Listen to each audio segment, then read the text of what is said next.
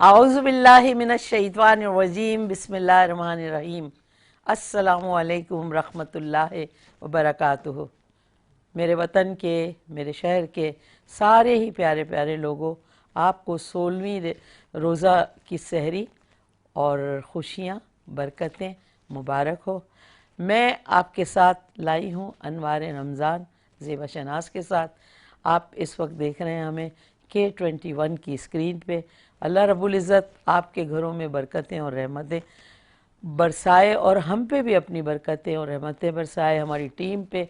हम दुआ करते हैं कि अल्लाह पाक परवरदिगार, जिस तरह तूने हमारे 15 रोज़े इज़्ज़त से, प्यार से मुकम्मल किए, आगे भी हमें सेहत और तंदुरुस्ती से रखना और रब करीम हमें इस काबिल रखना कि हम इस कीमती महीने के एक एक हिस्से को हासिल करें। इस वक्त मैं आपकी खिदमत में पेश कर रही हूँ कुछ अहम अशार।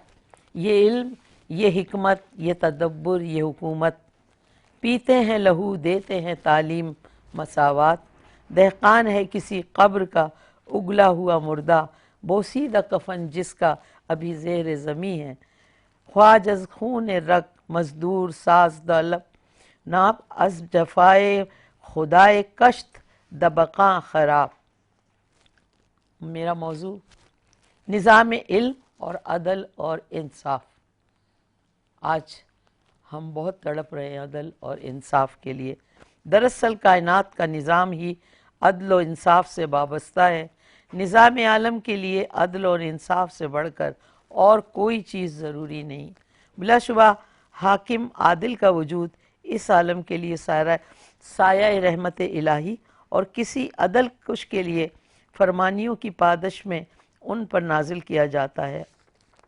हक़ ताला शान खुद अदल है और उसका नाजिल करदा कानून यानी शरीयत मोहम्मदिया सरापा अदल है। इसलिए बेशुमार आयतों में बंदों को अदल और इंसाफ का हुक्म दिया गया है और इसमें ऐसी ऐसी बारीकियों को मलहूज़ खातिर रखा गया है कि अक़ल हैरान होती है। क़राबत के मौके पर बड़े से बड़ा इंसाफ परवर के कदम डगमगा जाते हैं और वो जानिबदारी की खातिर अदल और इंसाफ का दामन छोड़ देता है। मगर फर्जंदान इस्लाम से ऐसी नाजुक सूरत हाल हमें भी अदल और इंसाफ कायम रखने का अहद देती है। कौम का फ़स्क़ व फ़ुजूर और मलूक व सलातीन का जुल्म ही सबसे पहले इस आलम की तब्दीली और बर्बादी का ज़रिया बनता है। जुल्म की चक्की में पहले सरकश कौम पिसती है और बिलाखिर चक्की जालिम व जाबिर को भी पीस डालती है। अहले दानिश का कौल है कि कुफ्र के साथ हुकूमत रह सकती है मगर जुल्म और इस्तबदार के साथ नहीं रह सकती।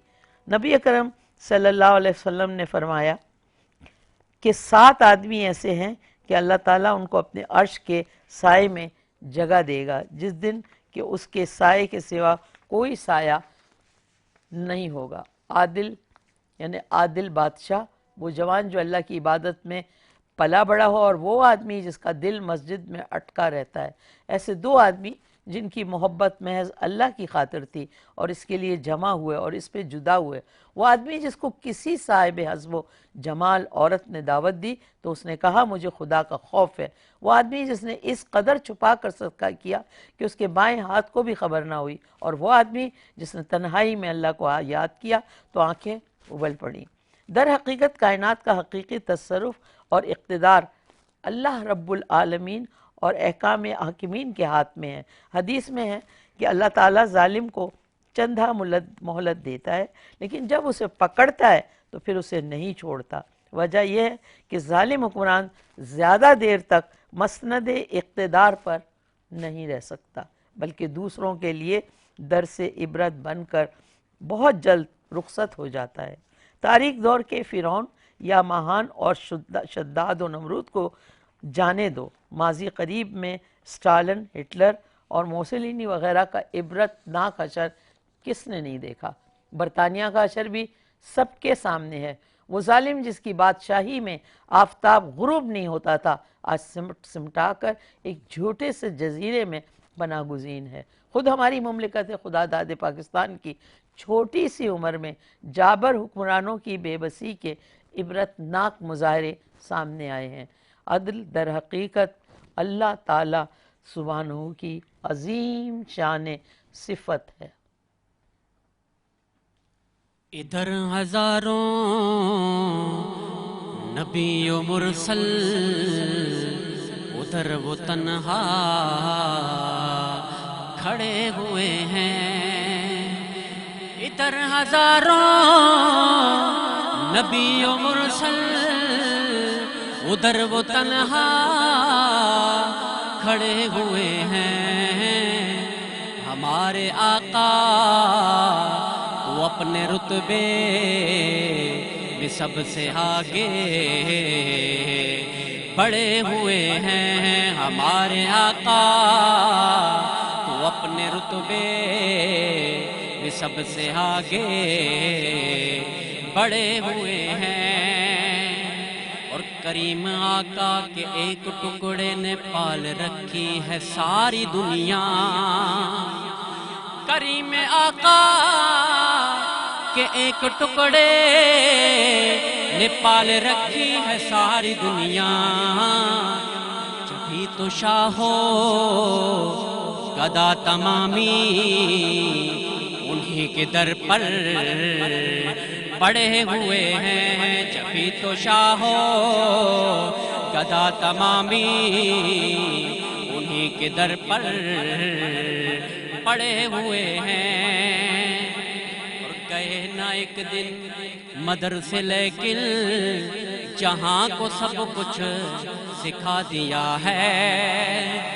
گئے نہ ایک دن مدرسے لیکن جہاں کو سب کچھ سکھا دیا ہے۔ کہاں سے پڑھتے وہ کس سے پڑھتے، وہ خود خدا سے پڑھے ہوئے ہیں۔ کہاں سے پڑھتے وہ کس سے پڑھتے، وہ خود خدا سے پڑھے ہوئے ہیں۔ ہمارے آقا وہ اپنے رتبے میں سب سے آگے بڑھے ہوئے ہیں۔ علی کے گھر کی نہ پوچھو عظمت، یہ گھر انوکھا ہے سب سے ناصر۔ علی کے گھر کی نہ پوچھو عظمت، یہ گھر انوکھا ہے سب سے ناصر۔ نبی کی زہرا کے در پہ قدسی سر جھکائے کھڑے ہوئے ہیں۔ نبی کی زہرا کے در پہ قدسی سر جھکائے کھڑے ہوئے ہیں۔ ہمارے آقا وہ اپنے رتبے میں سب سے آگے بڑھے ہوئے ہیں۔ اکرام الحسن صاحب، آپ کی آمد کا بہت شکریہ۔ آپ چکوال سے تشریف لائے، تو آپ یہاں خاص طور پہ رمضان کے لیے آئے؟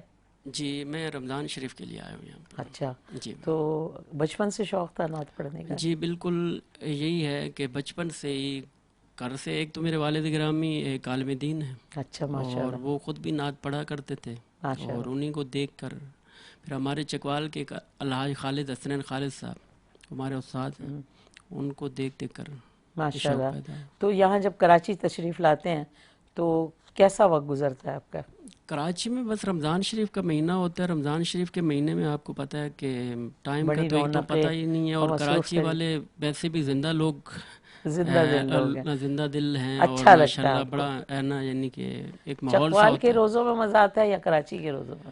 چکوال میں بھی ہے، لیکن جو کراچی کا ماحول ہے رمضان شریف کے مہینے میں جو دیکھا گیا ہے تو یہ اچھا کراچی سج جاتا ہے، سج جاتا اور ہے، ہر طرف بالکل۔ رمضان کا احساس دلایا جاتا جی ہے۔ بالکل یہاں کے نوجوان جس طرح سڑکوں پہ روزہ جی، کھلواتے ہیں، میں رات کو روشنیاں، دن، بہت بالکل میں نے انجوائمنٹ بہت زیادہ ہے دیکھا ماشاءاللہ۔ سحر ہو گئی، افطار ٹائم ہو گیا، خصوصاً جی باہر روڈوں کے اوپر بھی بڑا کافی رش ہوتا ہے، جی اور بالکل، ویسے بھی زندہ دل لوگ ہیں، ویسے بھی ہمارے مدارس کے ساتھ لوگ بڑا تعاون گھر کرنے والے والے مس نہیں کرتے آپ جب یہاں تشریف لاتے ہیں؟ وہ تو ہے کرتے ہیں، لیکن ان کو پتہ ہے کہ یہ جائے گا کراچی، کراچی ہے نا، منڈے نے ٹور جانا ہے۔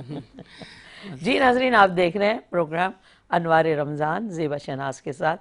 ہم آپ کو بتائیں کہ ہمارے K21 کا اسکرین اپنے نمبر بھی آپ کو دکھا رہا ہے کہ آپ ہمیں ٹیلی فون بھی کر سکتے ہیں اگر اس پروگرام میں شامل ہونا چاہیں، کچھ جاننا چاہیں یا ہم سے باتیں کرنا چاہیں، کر سکتے ہیں، کیونکہ ہمارا جو ٹیلی فون لائن پہ بندہ بیٹھا ہے بڑا ایماندار ہے۔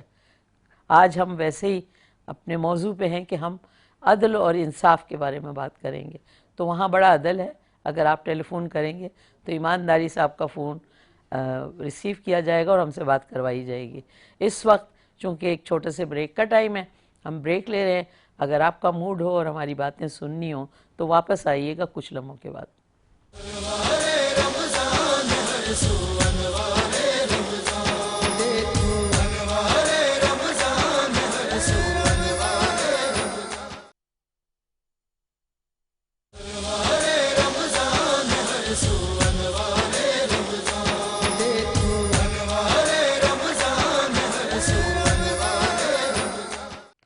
جی جناب، ہم واپس آ گئے۔ آپ دیکھ رہے ہیں انوار رمضان زیبا شہناز کے ساتھ۔ آج ہمارا موضوع پروگرام میں جو ہے وہ ہے عدل و انصاف کا۔ ہمارے ساتھ تشریف رکھتے ہیں علامہ زید اسلم رضوی صاحب اور علامہ اعجاز احمد محسنی صاحب۔ السلام علیکم۔ وعلیکم السلام۔ کیسے مزاج ہیں آپ کے؟ الحمدللہ۔ آپ کیسے ہیں جی؟ الحمدللہ۔ آج دکھی کیوں ہو رہے ہیں آپ؟ نہیں ہاں، کوئی دکھ نہیں نہیں ہے دکھ ہے؟ نہیں نہیں آپ ذرا سا چپ ہوتے ہیں، ہمارا پروگرام ہی چپ ہو جاتا ہے۔ نہیں ایسی کوئی بات ہاں، نہیں۔ آپ کو محسوس ہو رہا ہے کچھ؟ جی مجھے لگ رہی ہے ہے نا؟ کیا بات ہے، پیٹرول نہیں ہے، یا آئل تو نہیں آج ہے، کیوں مجھے؟ شاید کہیں سے پروگرام کر کے بڑی کہیں سے- جلدی میں آ رہے ہیں۔ نہیں آج میں کہیں پر بھی نہیں گیا، آج میں گھر سے ہی آیا ہوں سیدھا، میں سب ارے کو منع کر دیا۔ بس معافی آپ کی، گھر سے آئے بس ٹھیک ہے۔ بس، تو پھر تو دکھ پتہ چل رہے ہیں۔ آج ہمارا موضوع ہے عدل اور انصاف، صحیح۔ ٹھیک ہے؟ عدل و انصاف جو ہے اس میں علماء کا کردار بتائیں۔ اعوذ باللہ من الشیطان الرجیم، بسم اللہ الرحمن الرحیم۔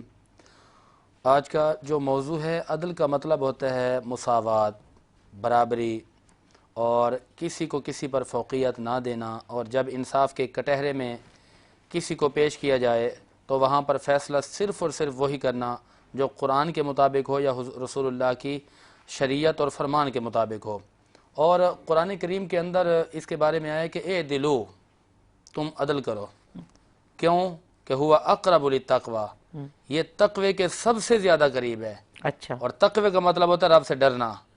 تو فرمایا کہ جب تم انصاف کرو گے تو تمہارے اندر تقوی آ جائے گا، اور جب تقوی آ جائے گا تو پھر ہدی للمتقین، کہ ہدایت تو ہے ہی متقین کے لیے، اور جب تقوی آ جائے گا تو قرآن کہتا ہے ان المتقین فی جنات ونہر، کہ متقین جو ہے وہ تو جنت میں ہیں، ایسی جنت جو نہروں والی جنت ہے۔ پھر فرمایا ان للمتقین عند ربہم جنات النعیم، کہ جو متقین ہیں، جو تقوی کرنے والے لوگ ہیں، ان کے لیے ان کے رب کے پاس نعمتوں والی جنت ہے۔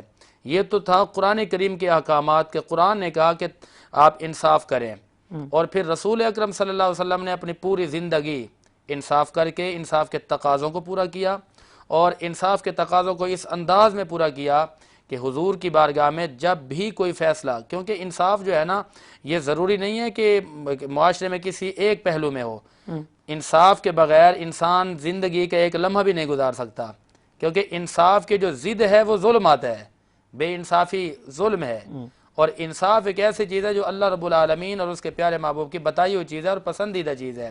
صحیح، تو ہمارے پیارے نبی صلی اللہ علیہ وسلم کی بارگاہ میں صلی اللہ علیہ جب فیصلے آئے، کیونکہ مکہ کے بڑے بڑے سردار اور وہاں کے بڑے بڑے قریش کے سردار وہ اپنے آپ کو بہت اونچا سمجھتے، اور رسول اللہ صلی اللہ علیہ وسلم کا ایک میں چھوٹی سی جھلک بتا دوں کہ جب آپ اپنی محفل میں بیٹھا کرتے تھے تو اس محفل کی یہ خوبصورتی تھی، انصاف دیکھیے، یہ حکم ہوتا تھا کہ جو پہلے آئے گا وہ پہلے پائے گا، اور کوئی کسی کو اٹھائے گا نہیں۔ یہ میں مجلس کے انصاف کی بات کر رہا ہوں، کہ ایک مرتبہ ایسا ہوا وہ نہیں بدتمیزی ہوگی جو پیچھے سے کود کود کے لوگ آگے آتے یہ اس کے بارے میں تو رسول اللہ نے فرمایا کہ وہ کودنے والا شیطان ہے۔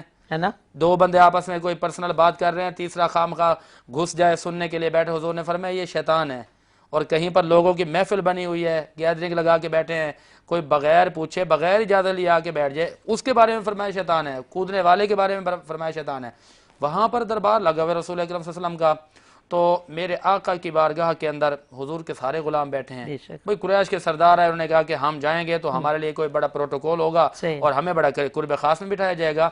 تو وہ جب آئے نا تو رسول اکرم صلی اللہ علیہ وسلم نے فرمایا کہ جس کو جہاں جگہ ملی وہ بیٹھا رہے. اگر میرے قریب کوئی غریب بیٹھا تو کوئی نہیں اٹھائے گا. صحیح ہے. یہ سردار ہوں گے تو اپنی جگہ ہوں گے، لیکن یہ وہ دربار ہے، یہاں پر بات ہوگی انصاف کی، یہاں پر بات ہوگی عدل کی. پھر یہی وہ تبلیغ، یہی وہ انداز میرے آقا کا جو چلا امت کے لیے. اور میرے آقا کے خلفاء کا دور آیا. آپ دیکھیں نا کہ خلفاء راشدین کا جب دور آتا ہے، جناب صدیق اکبر رضی اللہ تعالیٰ عنہ کا دور آیا تو انہوں نے اپنے اپنے انصاف کے تقاضے پورے کیے. عمر فاروق رضی اللہ تعالیٰ عنہ کا دور آیا تو عدل فاروقی آج تک لوگوں کو یاد ہے کہ وہ جب آپ نے انصاف کے تقاضوں کو پورا کیا، آپ وقت کے وزیر بنے، امیر المؤمنین بنے، تو آپ کے پاس جب ایک فیصلہ آتا ہے، فیصلہ کرنے کے لیے بیٹھتے ہیں اپنے بیٹے کے بارے میں، تو وہاں پر وہ بڑے ایمان افروز الفاظ ہیں اور ایمان افروز باتیں ہیں. یہ روایت ہے کہ گھر والی نے اور وزراء نے کہا کہ حضور آپ ذرا رحم کر دیں نا، رحم کی اپیل کی جاتی ہے.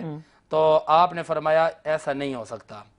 انہوں نے آپ کی جو اہلیہ تھی انہوں نے بڑی آفر کی کہ میں اتنا خرچ کر دوں گی، لیکن ان پر وہ جو شرعی حکم ہے نا، آپ تو وقت کے وزیر ہیں، آپ تو امیر ہیں، آپ چاہیں تو معاف کر دیں.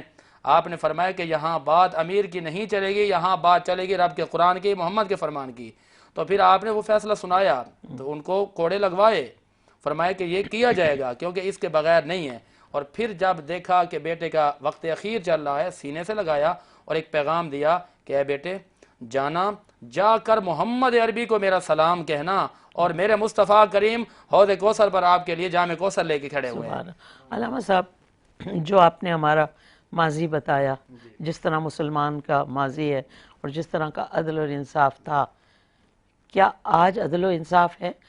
اور اس میں مولوی کا یا مفتی کا یا علماء اکرام کا کیا کردار ہے؟ میں یہ جاننا چاہتا دیکھیں سب سے بڑا کردار تو یہ ہے کہ جو ہمارے پاس ایک طاقت ہے نا ممبر کی، اس ممبر پہ عدل و انصاف بیان کیا جائے، ہاں اس ممبر سے وفا کی جائے، انصاف کیا جائے. ہاں. جس مسلح پر ہم کھڑے ہوتے ہیں اس مسلح سے انصاف کیا جائے.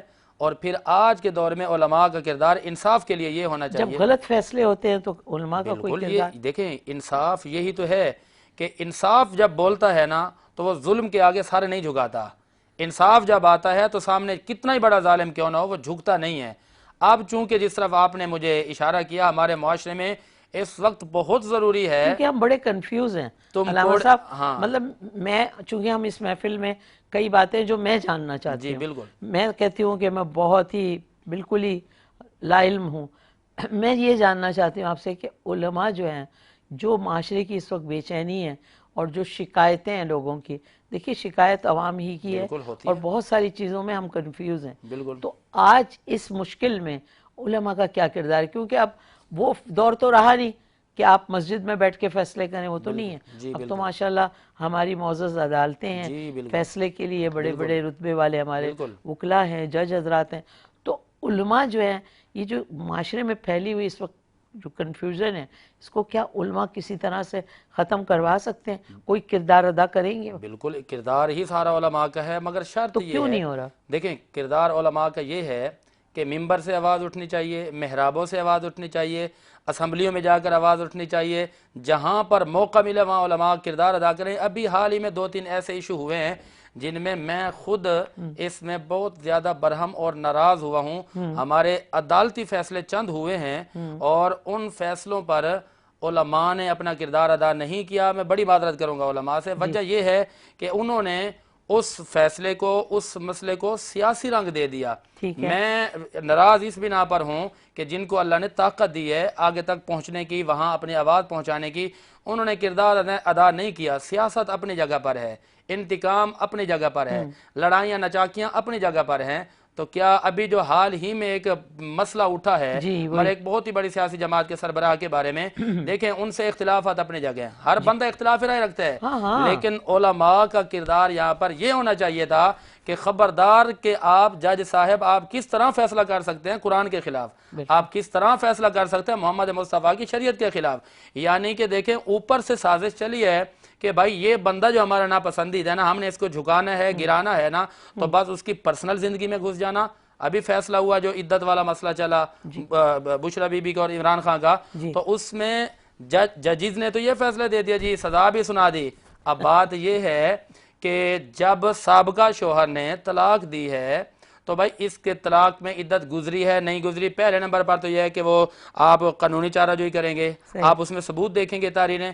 اس کے بعد قرآن نے اور حدیث نے یہ کہا ہے کہ آپ اس خاتون سے پوچھیں گے کہ جی آپ بتائیں عدت گزر گئی ہے، اچھا خاتون کہہ دے جی عدت گزر گئی ہے، اس کا بیان مانا جائے گا۔ اگر آپ کو لگتا ہے کہ جی اس کے بیان میں تضاد ہے تو پھر ہمارے ہاں یہ ہے کہ اس سے حلف لیا جائے گا۔ بھائی آپ قرآن اٹھا کے کہہ دیں، آپ قرآن حدیث کی قسم کھا کے کہیں، تو وہ بیچاری نے قسم بھی کھائی، حلف بھی دیا، ثبوت بھی دیے، اس کے باوجود بھی بات تو اتنی تھی نا کہ جی ہم نے اس کو کسی نہ کسی طرح سے پریشان کرنا ہے، گرانا ہے۔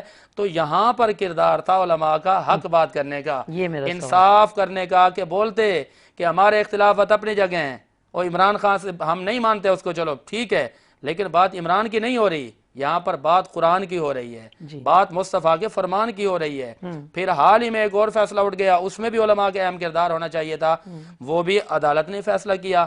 قادیانیوں کے بارے میں جب بات آئی تو انہوں نے قادیانی جو کہ کئی عرصے سے جیل میں تھا، اچھا اس کو تبلیغ، اس کو اپنے اشاعت دین کے لیے انہوں نے اجازت دے دی، جبکہ دین سے ان کا کوئی واسطہ نہیں ہے۔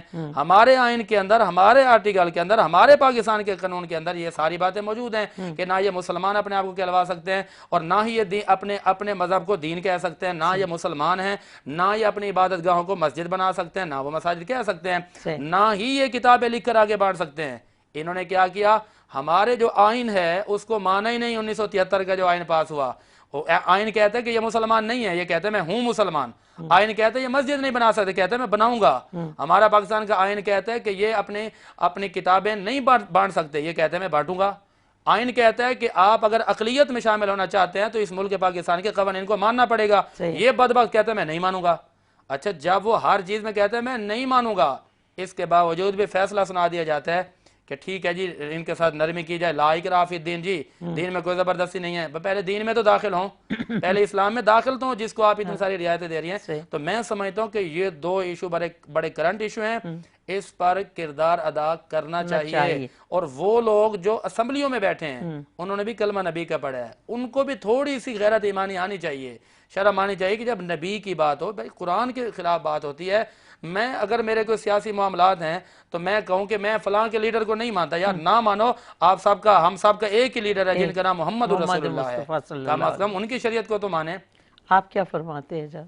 بسم اللہ الرحمن الرحیم۔ میں تو یہ فرماتا ہوں کہ اولاً تو اب جو عدالتیں فیصلے دے رہی ہیں، علماء کا کیا کردار ہوگا، وہ تو اگر قرآن نے چور کو ہاتھ کاٹنے کی سزا مقرر کی ہے تو عدالت کا یہ فیصلہ ہے کہ اس کو 7 سال کی جیل کی سزا ہے، صحیح، تو اس کا تو فیصلہ ہی مختلف ہے، اس کا تو فیصلہ ہی وہ فیصلہ نہیں ہے جو محمد عربی کا فیصلہ ہے۔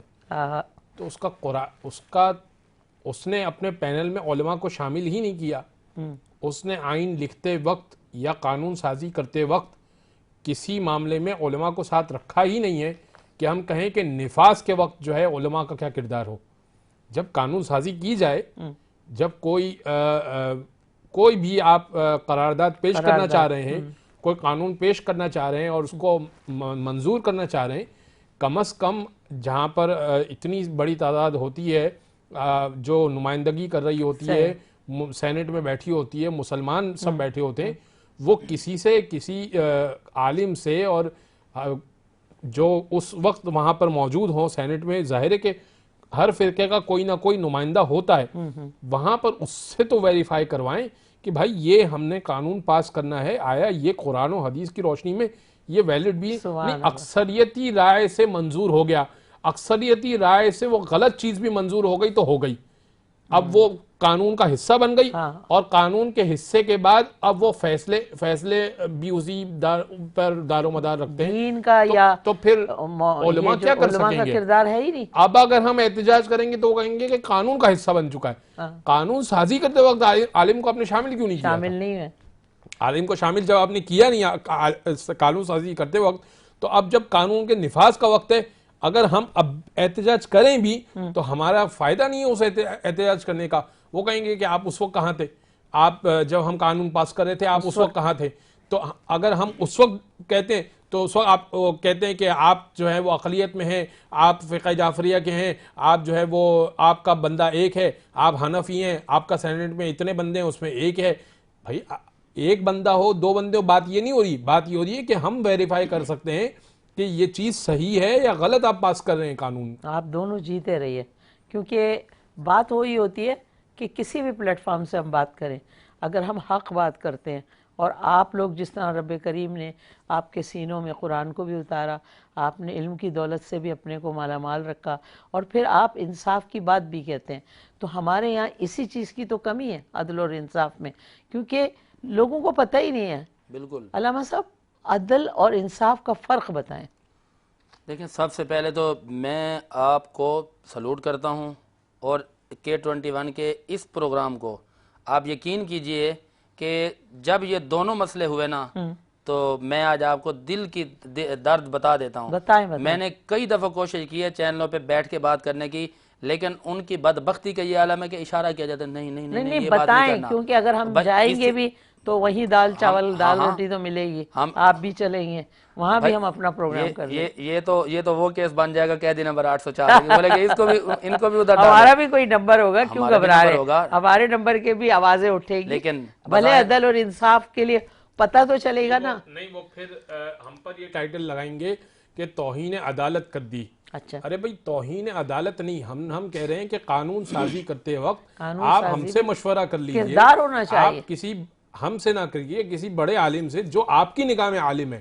آپ صرف لاء کی کتاب پڑھے ہوئے ہیں, آپ قرآن حدیث نہیں پڑھے ہوئے. علامہ صاحب آپ یہ بھی تو دیکھیں نا کہ جو ہمارے رسول پاک صلی اللہ علیہ وسلم سے جو زمانے سے آیا کہ کس طرح بیٹھتے تھے, فیصلے ہوتے تھے, بات ہوتی تھی, اور کون تھے, علماء اکرام ہی فیصلے کرتے تھے.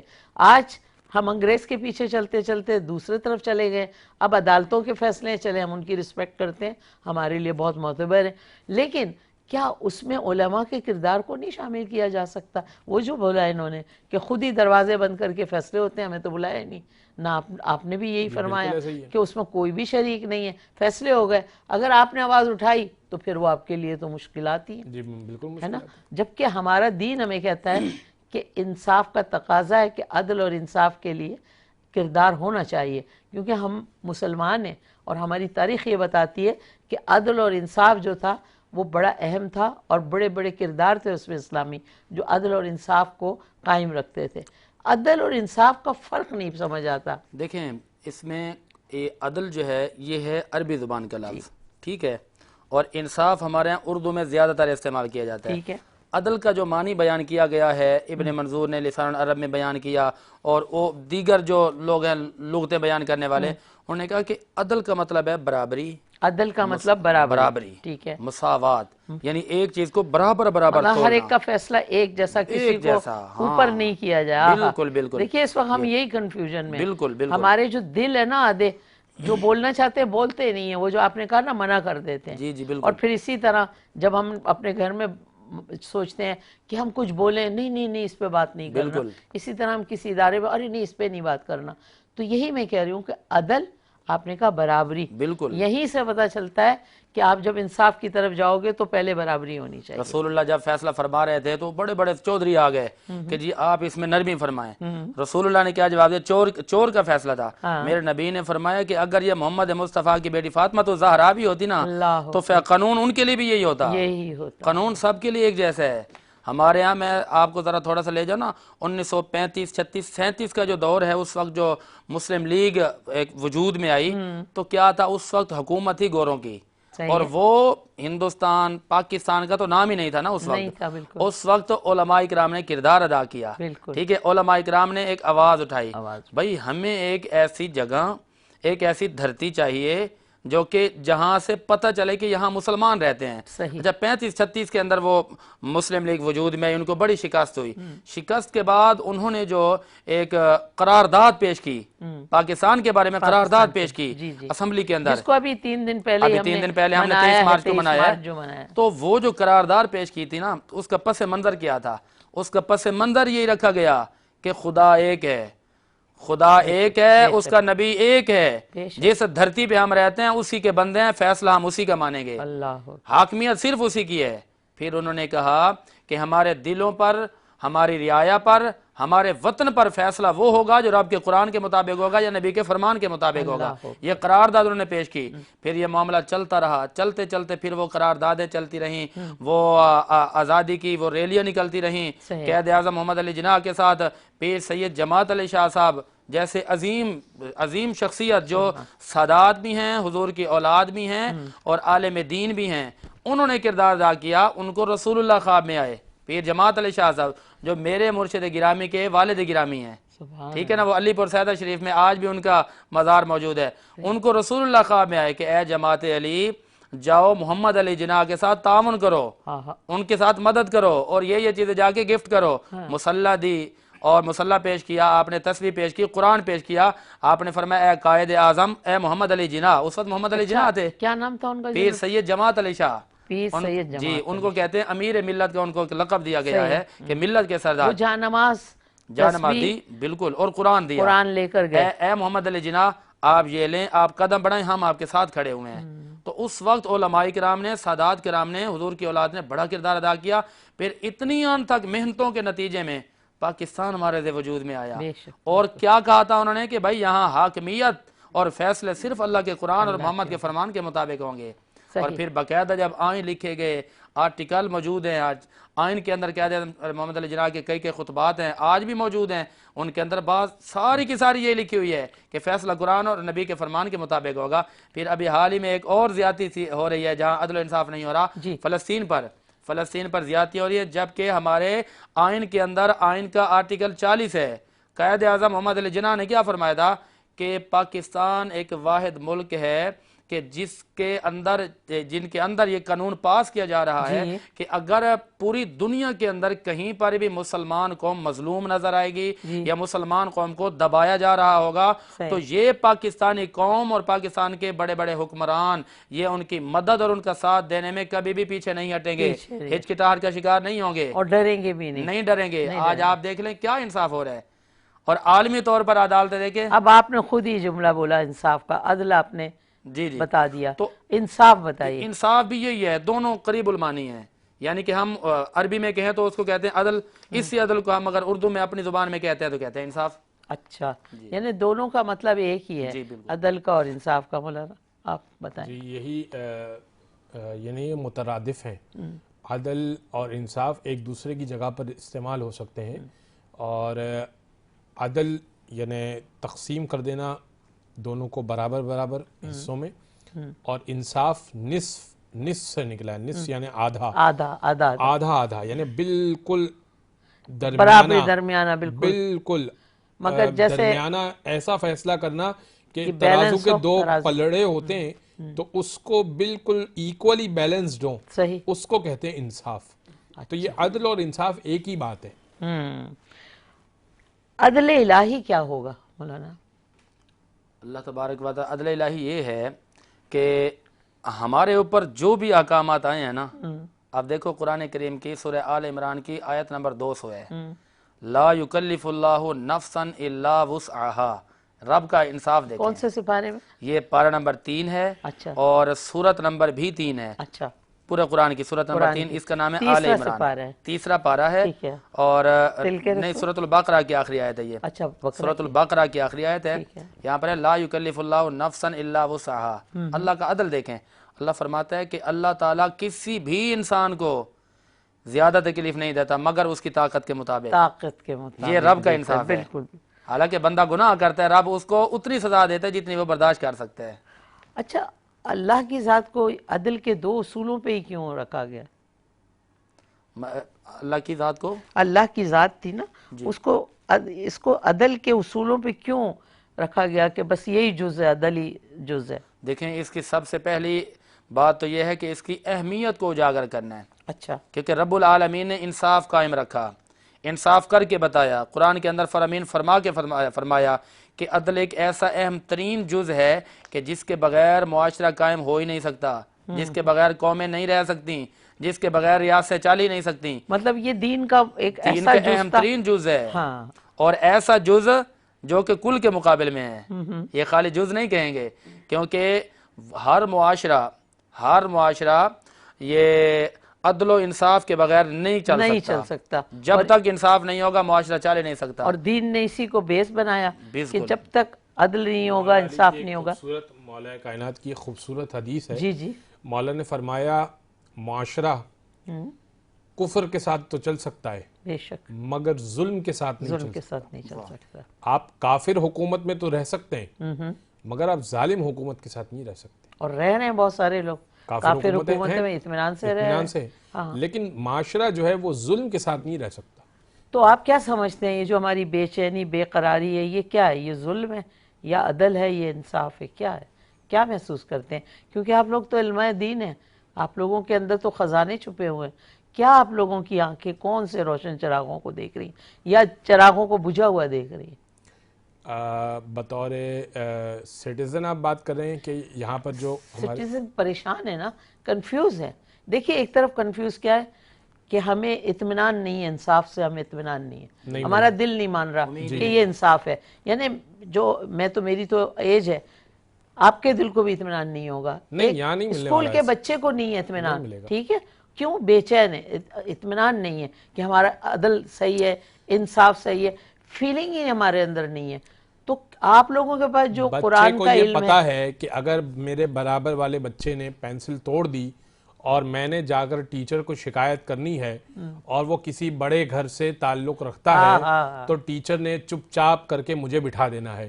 جب یہیں سے بچے کو یہ ذہنیت بنا دی گئی ہے تو وہ کیا اعلیٰ سطح پر وہ شکایت لے کر جائے گا؟ بچے کو پہلے سے ہی ہم نے یہ سمجھا دیا ہے کہ بیٹا یہاں پر صرف امیر کا چرچا اور بول بالا ہے، پیسے سے تمہارے حق میں بات آ سکتی ہے۔ اگر تمہیں بڑی گاڑی لینے آتی ہے، اگر تمہارے اچھے بینک بیلنس والے ماں باپ ہیں تو تمہارے فیور میں بات جائے گی۔ اگر تو تمہیں لیوز بھی چاہیے تو تمہارے والدین اگر اچھا ڈونیشن یہاں اسکول میں دیتے ہیں تو تمہیں لیوز بھی مل جائیں گی۔ ایون تمہارے لیے الگ سے پیپر بھی ارینج ہو جائے گا، باقی بچوں کا پیپر ویسے ہو رہا ہے لیکن اگر تمہیں لیوز چاہیے، تمہارے ماں باپ کہیں گھومنے گئے ہوئے تو تمہارا الگ سے پیپر بھی ارینج کر دیا جائے گا بعض اسکولوں میں۔ لیکن اگر جو ہے وہ تم کسی غریب گھرانے کے ہو تو نہیں بھائی، تم ایبسنٹ ہے تو ایبسنٹ ہے، اب ریپیٹ کرو۔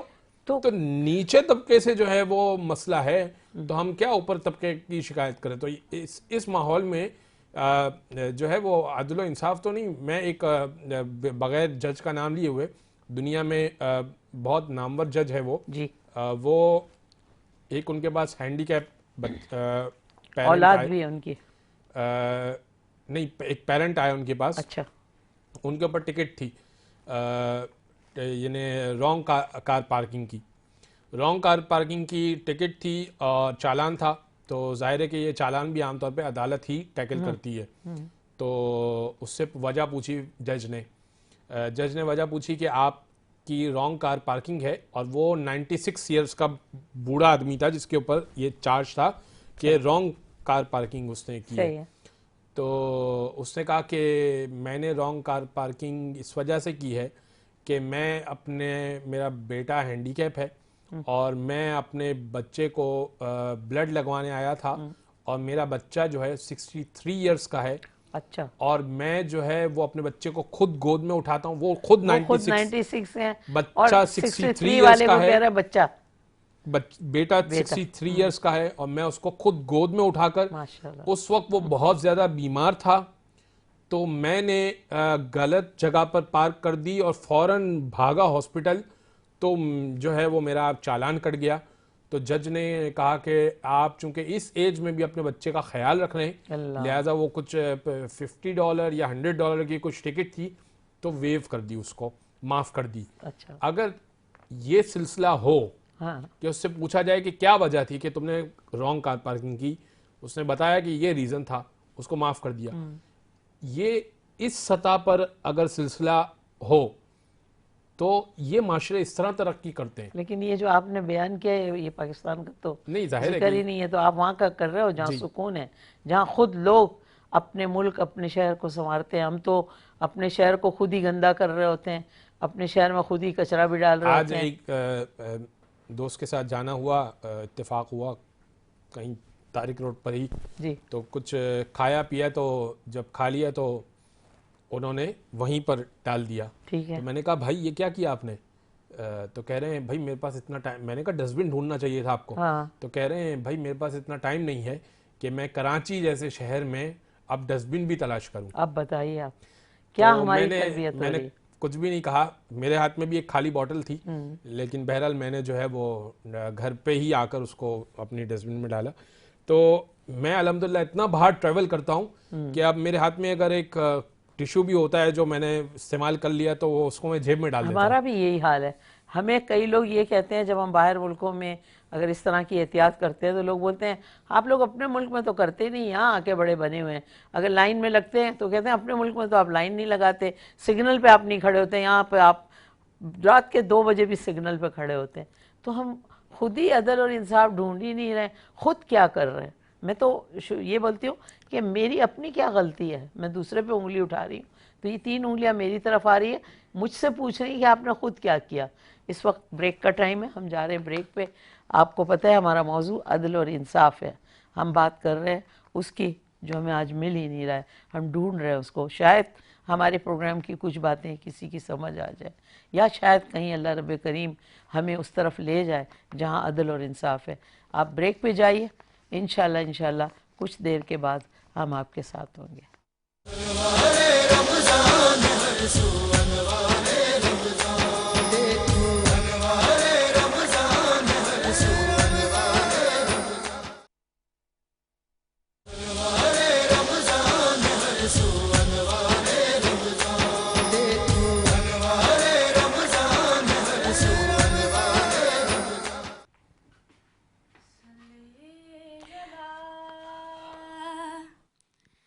नबीना सल्ले अला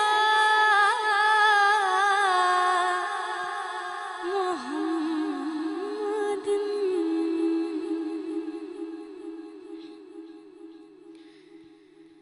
मुझ खताकार सा इंसान मदीने में रहे,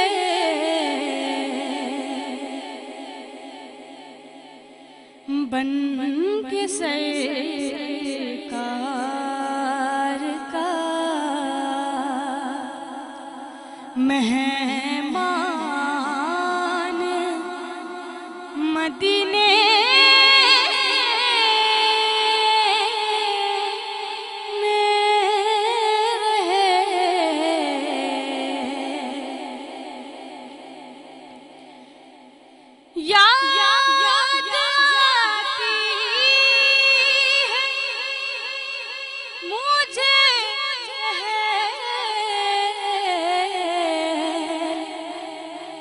मदीना की वो बात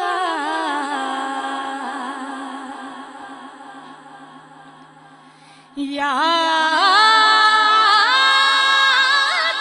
आती है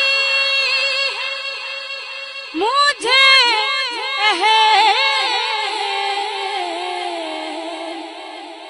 मदीना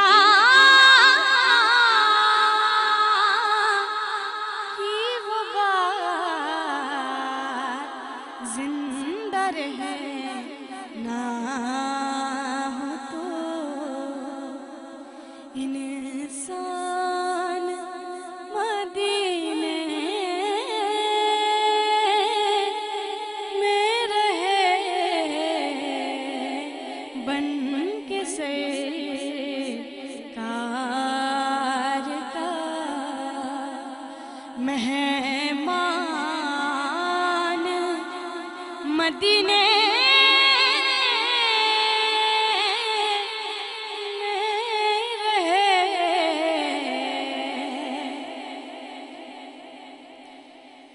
छोड़ आया दिलो जान ये कह कर आज़म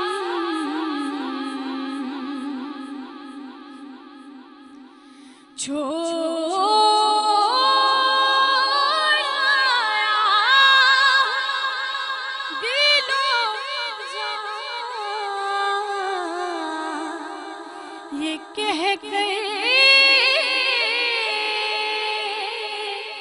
आज़म आ रहा मेरा सामान मदीने में रहे बन के सरकार का मेहमान मदीने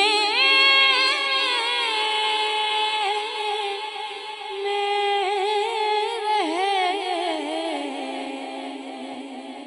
सुभान अल्लाह, सुभान अल्लाह। नाजरीन, प्रोग्राम अनवार रमज़ान ज़ेबा शहनाज के साथ माशाल्लाह हमारी जो नात ख्वां बच्ची है उसने बहुत अच्छी नात पढ़ी। आज थोड़ा सा मैं ज़िक्र करना चाहूँगी हमारे बहुत ही प्यारे बड़े हर दिल अज़ीज़, न सिर्फ पाकिस्तान बल्कि पाकिस्तान से बाहर भी दुनिया में हमारे इस भाई का नाम था और आंखें अश्कबार हो जाती हैं। उसका ज़िक्र होता है कि वो जवानी में ही चला गया। बड़ा प्यार करने वाला, बड़ा कौम की और उसकी जो उसने खिदमत की, मुल्क को दुनिया भर में ले जाके उसने अपने आवाज़ के जादू से सहर आफरी कर दिया। क्या समझते हैं मार कर जाने वाले, क्या समझते हैं मार कर जाने वाले, बात मरने के ज़माने से चला जाऊंगा। जब भी दुनिया पड़ेगी कोई भर दो झोली, याद बनकर मैं ख्यालों में चला आऊँगा। मारूफ कव्वाल अमजद साबरी को आज दुनिया फ़ानी से बिछड़े 8 बरस बीत गए, लेकिन उनकी दिल लुभाने वाली आवाज़ आज भी मद्दाह नहीं भूलते। अल्लाह ताला शहीद अमजद साबरी को जन्नतुल फिरदौस में आला मकाम अता करे, आमीन।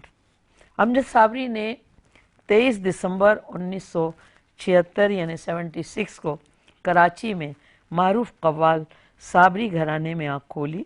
उनके वालिद का नाम ग़ुलाम फ़रीद साबरी भी कव्वाली की दुनिया का मशहूर नाम है। अमजद साबरी ने 1988 में फ़नी सफ़र का आगाज़ किया और अपनी बेहतरीन आवाज़ और इनफरादियत की वजह से सबके दिलों में घर कर गया। अमजद साबरी ने न सिर्फ पाकिस्तान में कव्वालियों को जिला बख्शी बल्कि लंदन, अमेरिका और भारत तक में अपनी आवाज़ का जादू जगाया। अमजद साबरी 8 बरस कबल 16 रमज़ानुल मुबारक यानी आज हम जहाँ दाखिल हो रहे हैं, एक निजी टीवी चैनल की ट्रांसमिशन में शिरकत के लिए जा रहे थे तो उनको गोली मार के शहीद कर दिया गया। आज उनकी 8वीं बरसी है और आज हम उन्हें याद कर रहे हैं। जाने वाले तो चले जाते हैं, लेकिन जिस तरह ज़्यादती से किसी की रुखसती होती है वो भूली नहीं जाती। वो चाहे अमजद साबरी हो या किसी का बेटा हो, कहीं कोई डकैती में मर गया हो, कहीं किसी दहशत गर्दी में चला गया हो, वो जो ज़ख़म उनके माँ बाप के सीने पे होते हैं या उनके घर वालों के या उनके दोस्तों के, वो मिटते नहीं हैं, वो ज़िंदगी के साथ रहते हैं।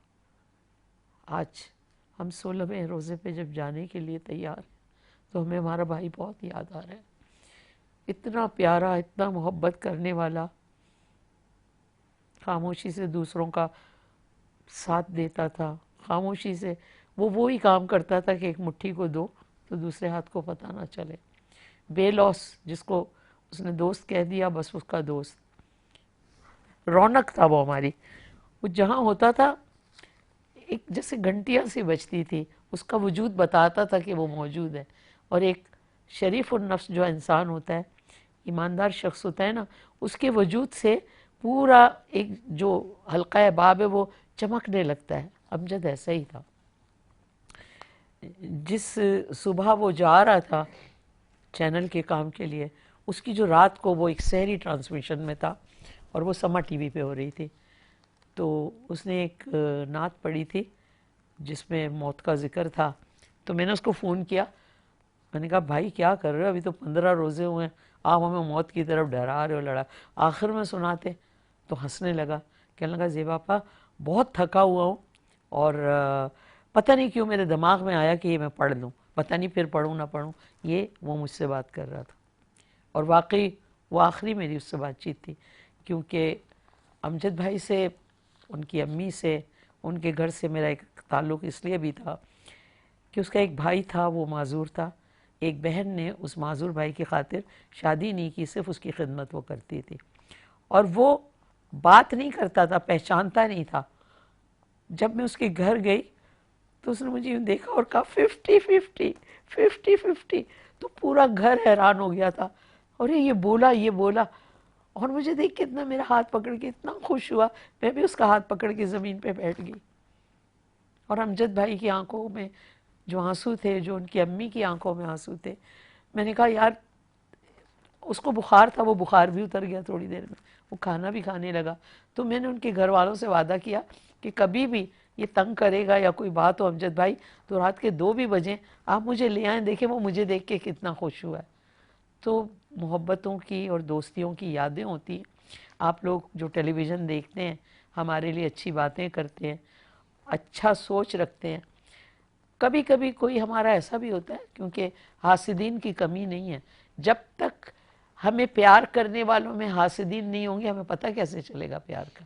جو پیار کرتے ہیں وہ الگ نظر آتے ہیں, جو حسد کرتے ہیں وہ الگ نظر آتے ہیں. تو چونکہ امجد بھائی کی آج بہت زیادہ یاد تھی, تو میں نے سوچا تھا پہلے میں پروگرام کا آغاز کر دوں, پھر ہم بیچ میں امجد بھائی کو یاد کریں گے. کیونکہ اگر ہم شروع میں بھائی کو یاد کر لیتے تو شروع میں ہی بالکل عجیب سا مورال آتا. آج میں اپنے چکوال سے آئے ہوئے بھائی آپ سے درخواست کرتی ہوں کہ امجد بھائی کی اگر کوئی نعت آپ کے پاس ہے تو پڑھیں. امجد بھائی ایک کلام پڑھتے تھے, میں نے ان کا ایک کلام سنا تھا, مدینہ پاک کی حاضری کا ایک بڑا خوبصورت کلام, 2-3 اشعار ہی میں نے سنے تھے. بالکل جتنا یاد کرتا ہوں 2 کلام, جی 2-3 اشعار. جی. میں نظر کروں جان و جگر کیسا لگے گا, میں نظر کروں جان و جگر کیسا لگے گا, میں نظر کروں جان و جگر کیسا لگے گا, میں نظر کروں جان و جگر کیسا لگے گا, کیسا لگے گا.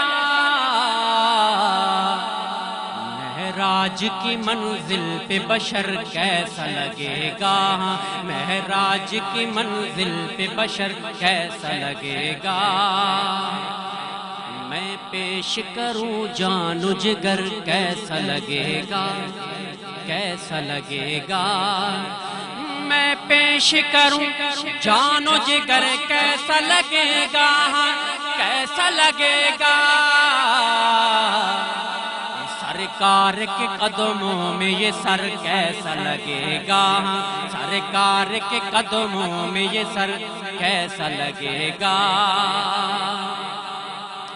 جب لوٹ کے آؤں گا مدینے کے سفر سے, اس پیارے سفر سے, اس سونے سفر سے, جب لوٹ کے آؤں گا مدینے کے سفر سے, اس پیارے سفر سے, پھر میں کیسا لگوں گا میرا گھر کیسا لگے گا میں کیسا لگوں گا میرا گھر کیسا لگے گا غوث الورا سے پوچھئے بغداد پہ چل کر بغداد پہ چل کر غوث الورا سے پوچھئے بغداد پہ چل کر بغداد پہ چل کر ارے بغداد سے طیبہ کا سفر کیسا لگے گا بغداد سے طیبہ کا سفر کیسا لگے گا میں پیش کروں جان و جگر کیسا لگے گا کیسا لگے گا ارے سرکار کے قدموں میں یہ سر کیسا لگے گا سرکار کے قدموں میں یہ سر کیسا لگے گا بڑا پیارا لگے گا بڑا سونا لگے گا بڑا اچھا لگے گا ماشاءاللہ سبحان اللہ سبحان اللہ۔ ناظرین آپ ہمارے نمبر دیکھ رہے ہیں، اگر آپ چاہتے ہیں ہم سے بات کرنا تو آپ بات کر سکتے ہیں، ہم ضرور آپ کی بات کا جواب دیں گے، اور اگر آپ کچھ پوچھنا چاہتے ہیں تو ہمارے علماء دین بیٹھے ہوئے ہیں، یہ آپ کو بتائیں گے۔ اور اکرام بھائی چونکہ چکوال سے آئے اور آپ نے اتنا خوبصورتی سے امجد بھائی کی کلام کو سنایا، ماشاءاللہ ماشاءاللہ۔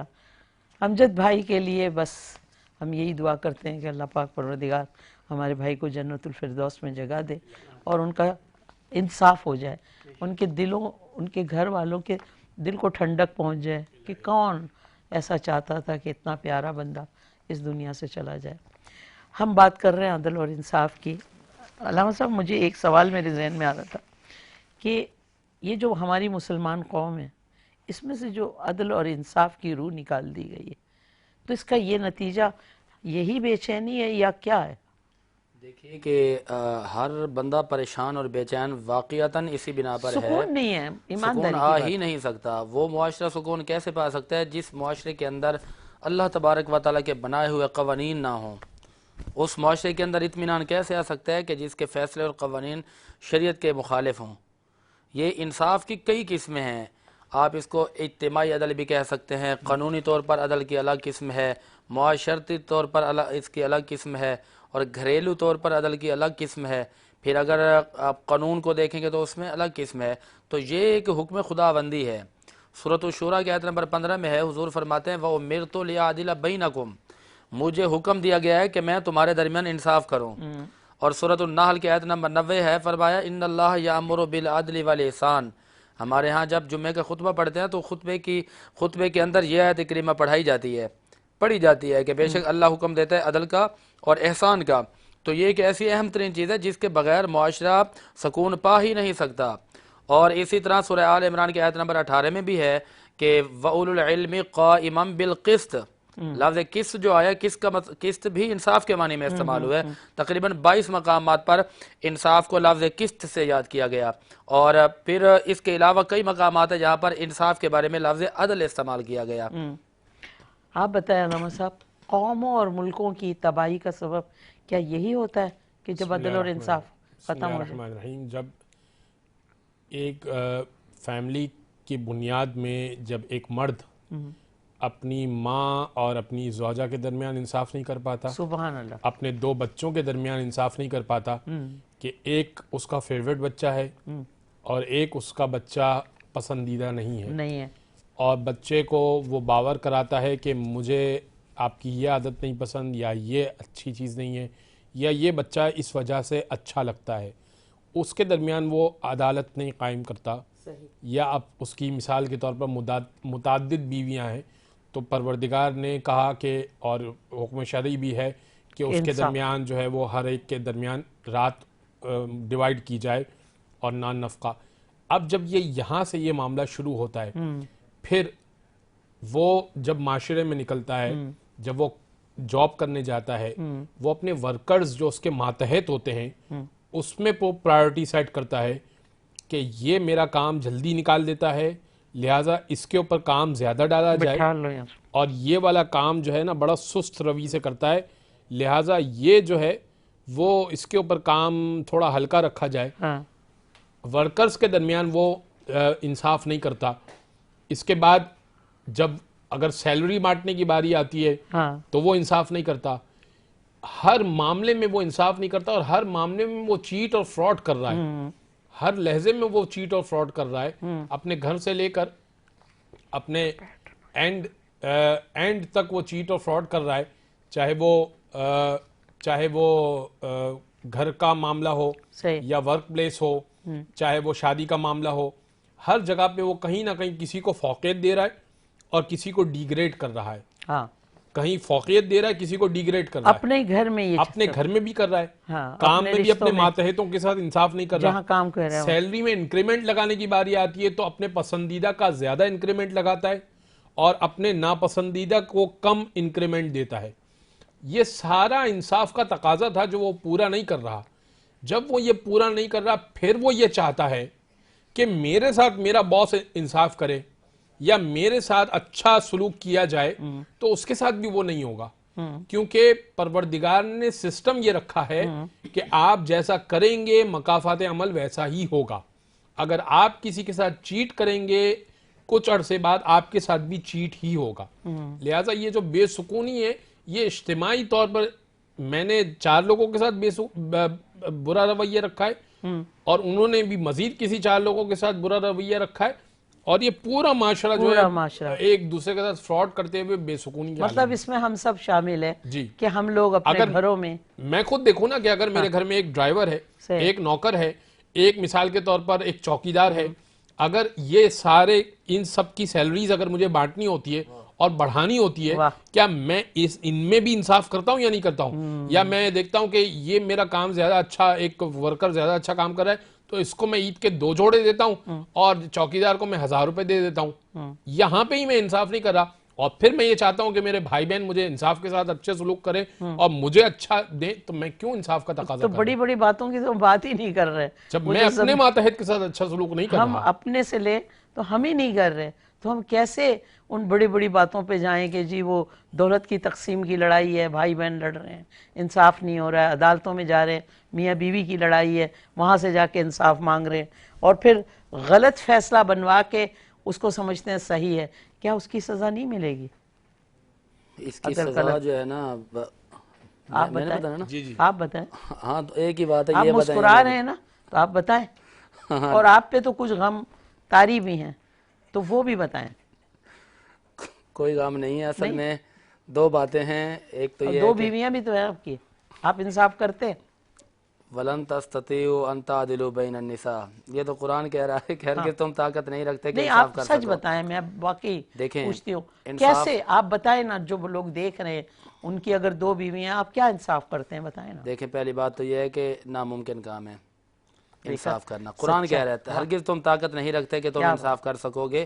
مسئلہ یہ ہے کہ بعض دفعہ کہیں پر وقت دینے میں تھوڑی سی زیادتی ہو جاتی ہے, اور بعض دفعہ اخراجات میں کہیں پر کوتاہی, بعض دفعہ پیار محبت میں, یہ کئی راستے ہیں اور کئی جزیات ہیں. انصاف اور عدل جو ہے وہ ادھر ادھر ہو رہا ہوتا ہے. یہ بات تو ہے, کیونکہ آدمی اپنا محاسبہ کرے تو بہت ساری باتیں ہماری سمجھ میں آتی ہے کہ ہم نے یہ غلط کیا.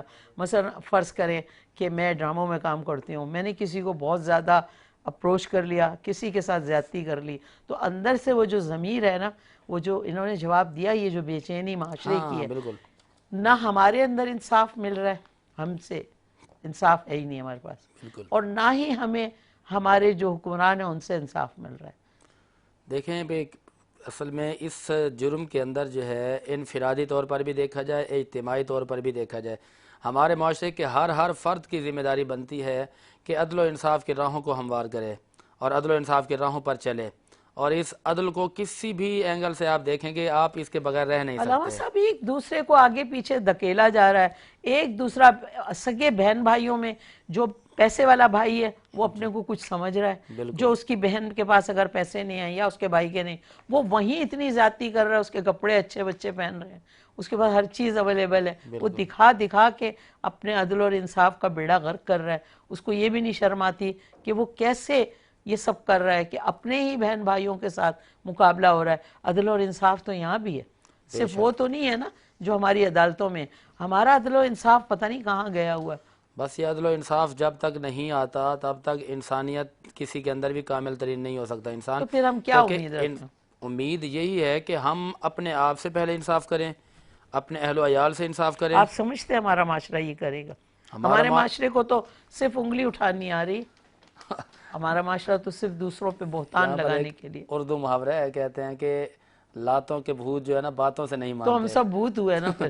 جب تک یہ دھکے نہیں کھائیں گے اس وقت تک کوئی بھی دھکے بندہ نہیں کم سمجھے گا. دھکے کھا رہے ہیں. بہت آپ دھکے کا ہیں. کیا خیال ہے یہ جو دھکے ہیں اس وقت جو بے چینی ہے ہمارے اندر؟ دیکھیں ہمارے جو چھوٹے طبقے میں جو چھوٹے انفرادی طور پر لوگ پریشان ہیں نا, ان کی وجہ یہ ہے کہ ان کا جرم یہ ہے کہ وہ عدل و انصاف کو سمجھ بھی نہیں پائے. اگر سمجھ گئے ہیں تو انہوں نے اس پر پوری کوشش نہیں کی. لیکن زیادہ غلطی, پھر میں یہاں پر زور دوں گا کہ زیادہ غلطی ہم سے وہ ہوتی ہے کہ ہمارے پاس وہ جو اعمال کی طاقت ہے وہ بھی نہیں ہے, کردار کی طاقت بھی ہمارے پاس نہیں ہے. ہم اللہ کے آگے سر بھی نہیں جھکاتے, اللہ کے آگے عاجزی انکساری بھی نہیں کرتے. پھر جب ہمارے کردار اس طرح ہوں گے تو پھر حکمران ایسے آئیں گے جہاں سے انصاف کی توقع امید کی ہی نہیں جا سکے گی. اور پھر میں نے کل ہی ایک بات کی تھی, میں نے کہا تھا کہ ہمارے یہاں 5 سالوں بعد ایک دن تو آپ کے پاس آتا ہے نا, وہ ٹھپا لگانے کا یا مہر لگانے کا. اس میں لوگ کیا کرتے ہیں کہ بس وہ اس میں بھی نہیں دیکھتے, حالانکہ بہت بڑی ایک امانت ہوتی ہے یہ ووٹ ایک امانت ہے. آپ ایسے شخص کو دیں جو اس کا اہل ہے. قرآن کہتا ہے یامرکم ان تؤدوا الامانات الی اہلھا واذا حکمتم بین الناس ان تحکموا بالعدل, کہ ہم غلطیاں کر کے پھر وہ رونا دھونا کرتے ہیں. ابھی ووٹ دیتے وقت اس دفعہ تو عوام نے بڑا ہی اہم ترین فیصلہ کیا, لیکن عوام کے فیصلے کو لوگوں نے مسترد کیا, تو یہ بھی ایک بے انصافی ہوئی ہے یہاں پر. یعنی کہ ایک شخص کو گرانے کے لیے اس کی ذاتیات کے خلاف بھی فیصلے کیے گئے. پھر اسلام کی دشمنی کو سامنے رکھنے کے لیے اور اسلام کو نیچے دبانے کے لیے لوگوں نے اسلامی اور مذہبی لوگوں کو اوپر نہیں آنے دیا. میں سمجھتا ہوں کہ ابھی حال ہی میں 2 جماعتوں کے ساتھ بہت بڑا ظلم ہوا ہے, اور بات ہو جائے گی پھر سیاسی, لیکن ہم نے تو حق بات کرنی ہے. ہم نے تو حق بات کرنی ہے. سب سے زیادہ جو انہوں نے ظلم اور تشدد کیا ہے وہ اللہ کی بارگاہ کی طرف سے ان پر سزائیں تو آنے والی ہیں. سب سے زیادہ ظلم تو کیا انہوں نے عمران خان کے ساتھ, اور اس کے جو ذاتیات میں جا کر ان پر سزائیں دی, جو شریعت کے خلاف فیصلے دیے وہ بھی اس کو گرانے کے لیے. اور دوسرا جو ظلم اور زیادتی ہوئی ہے کئی سالوں سے ہوتی آ رہی ہے 2017 سے, اور وہ بھی ایک ہماری مذہبی جماعت ہے TLP.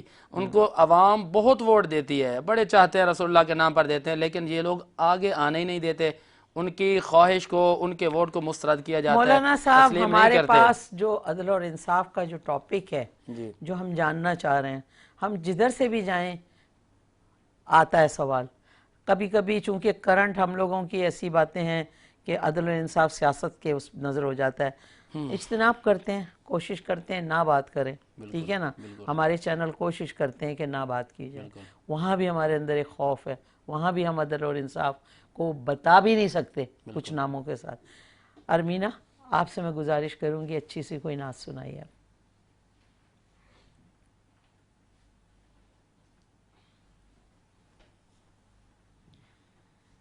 دلوں نے گاہ کہ دنیا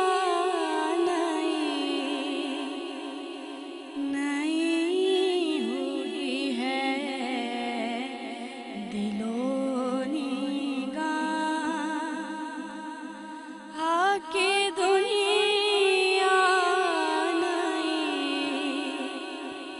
نئی ہوئی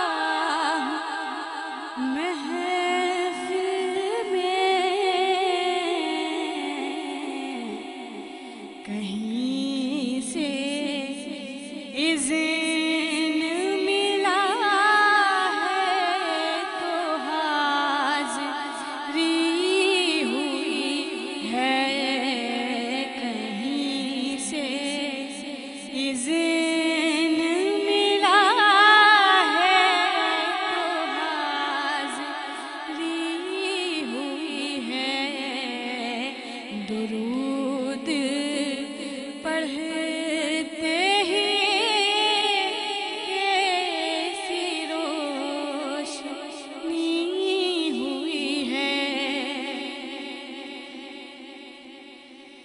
جو سر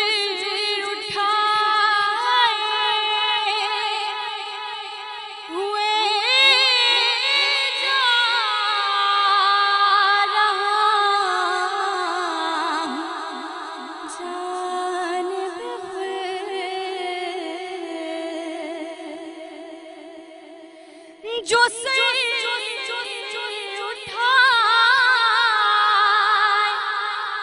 ہوئے جا رہا ہوں جانب خود، کیونکہ میرے لیے میرے آقا نے بات کی ہوئی ہے۔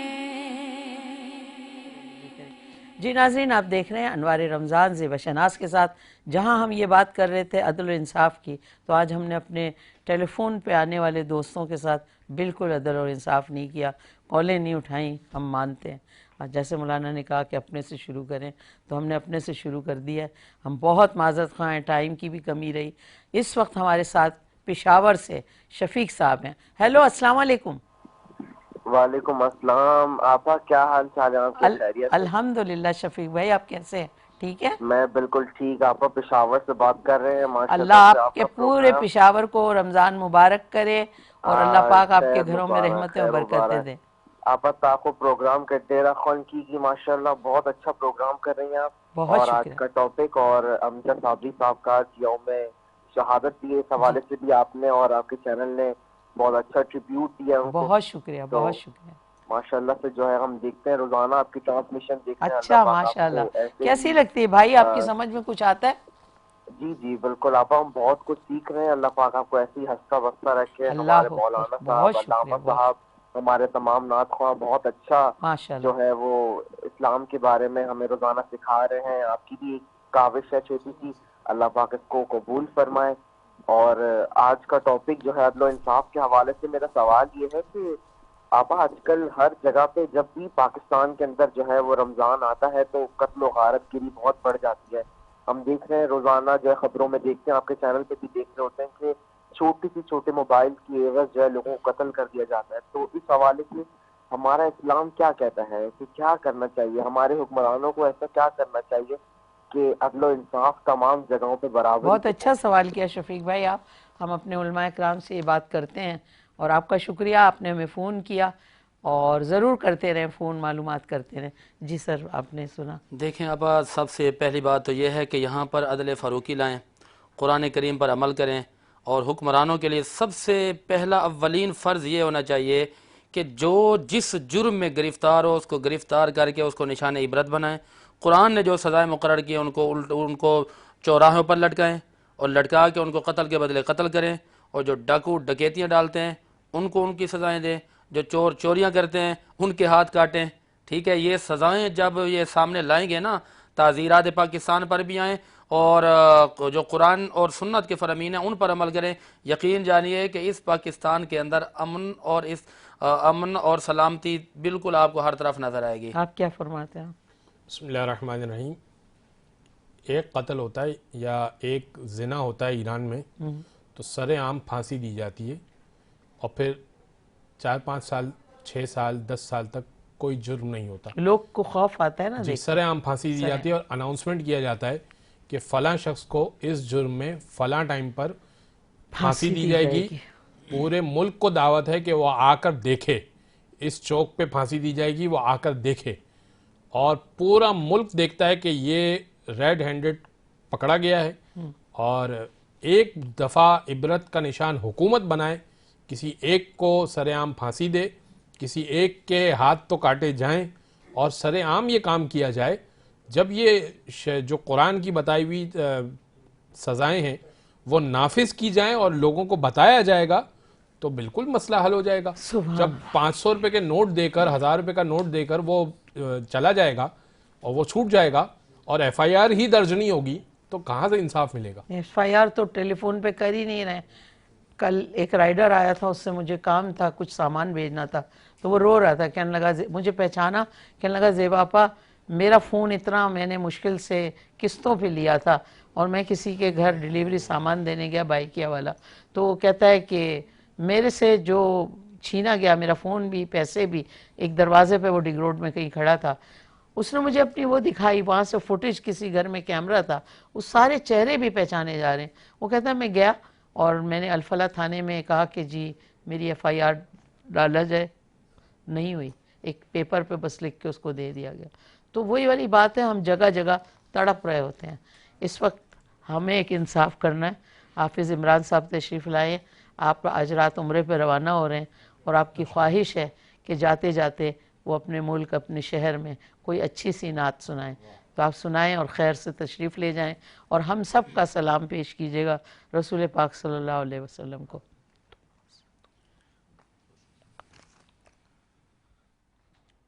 لجپال نبی میرے درداں دی دوا دینا, لجپال نبی میرے درداں دی دوا دینا, جدوں وقت نزا آوے میرے آقا, جدوں وقت نزا آوے دامن دی ہوا دینا, میں نعت تیری پڑھنا, میں ذکر تیرا کرنا, آقا میں نعت تیری پڑھنا, میں ذکر تیرا کرنا, اس ذکر دی برکت نال میری قبر وسا دینا. اور ابا یہ شعر مدینے جانے والوں کے لیے کالر ہے کہ دل روندائے جان دینے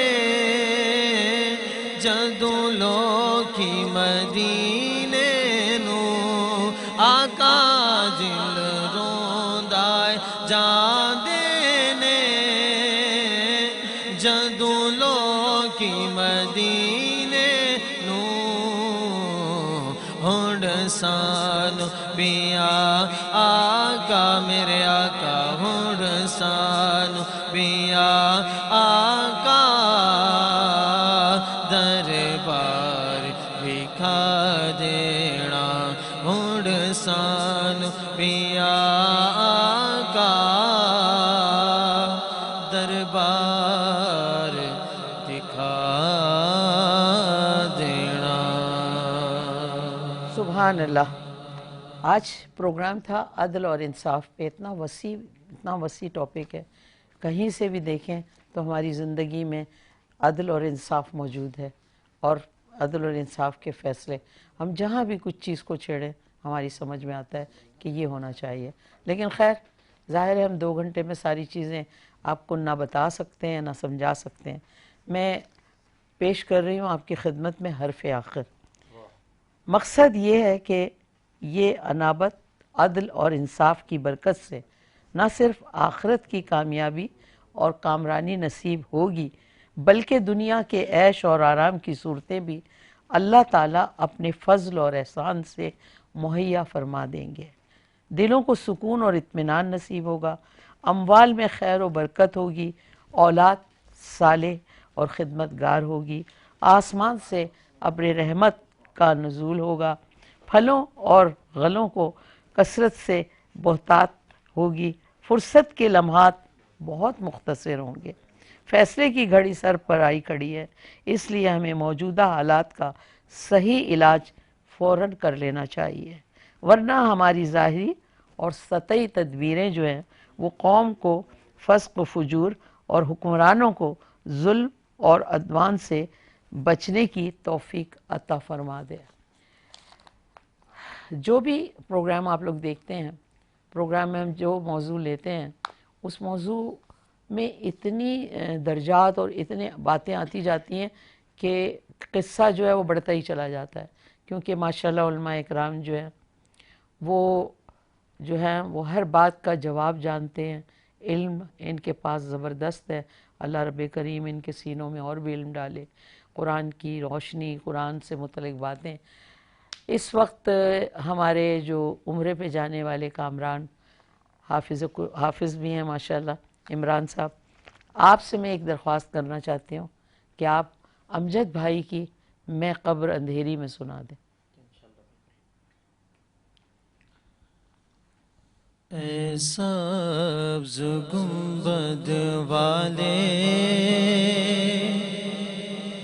منظور دعا کرنا، جب وقت نزا آئے دیدار عطا کرنا۔ اے نور خدا آ کر آنکھوں میں سما جانا، یا در پہ بلا لینا، یا خواب میں آ جانا۔ اے پردہ نشین دل کے پردے میرا کرنا، جب وقت نزا آئے دیدار عطا کرنا۔ بہت ہی خوبصورت سا شعر ہے کہ میں قبر اندھیری میں گھبراؤں گا جب تنہا، میں قبر اندھیری میں گھبراؤں گا جب تنہا، امداد میری کرنے آ جانا رسول اللہ، روشن میری تربت کو اے نور خدا کرنا، روشن میری تربت کو اے نور خدا کرنا، جب وقت نزا آئے دیدار عطا کرنا۔ مجرم ہوں جہاں بھر کا، محشر میں برم رکھنا، رسوائے زمانہ دامن میں چھپا لینا، منظور دعا میری اے حبیب خدا کرنا، منظور دعا میری اے حبیب خدا کرنا، جب وقت نزا آئے دیدار عطا کرنا۔ اللہم صلی علی سیدنا و مولانا محمد، اللہم صلی علی سیدنا و مولانا محمد، وعلی سیدنا علی و سیدتنا فاطمہ، و سیدتنا زینب، و سیدنا حسن، و سیدنا حسین وعلی آلہ و صحبہ و بارک وسلم۔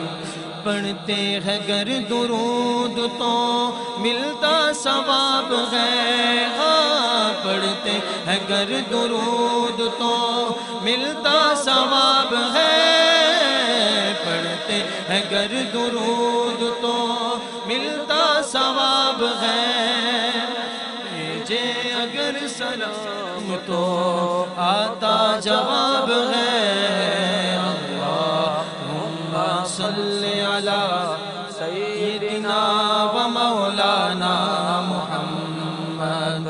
جنت میں سیدہ کی کنیز جہاں رہے، جنت میں سیدہ کی کنیز جہاں رہے، جنت میں سیدہ کی کنیز جہاں رہے، یا رب میری دعا ہے، یا رب میری دعا ہے، میری ماں بہار ہے، اللہم صلی علی سیدنا و مولانا محمد وعلی سیدنا علی و سیدتنا فاطمہ و سیدتنا زینب و سیدنا حسن و سیدنا حسین وعلی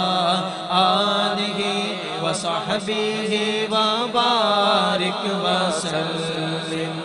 جنت میں مصطفیٰ کے صحابہ جہاں رہے، ہاں جنت میں مصطفیٰ کے صحابہ جہاں رہے، جنت میں مصطفیٰ کے صحابہ جہاں رہے، یا رب میری دعا ہے، یا رب میری دعا ہے، میرے بابا وہاں رہے، اللہم صلی علی سیدنا و مولانا محمد وعلی سیدنا علی و سیدتنا فاطمہ و سیدتنا زینب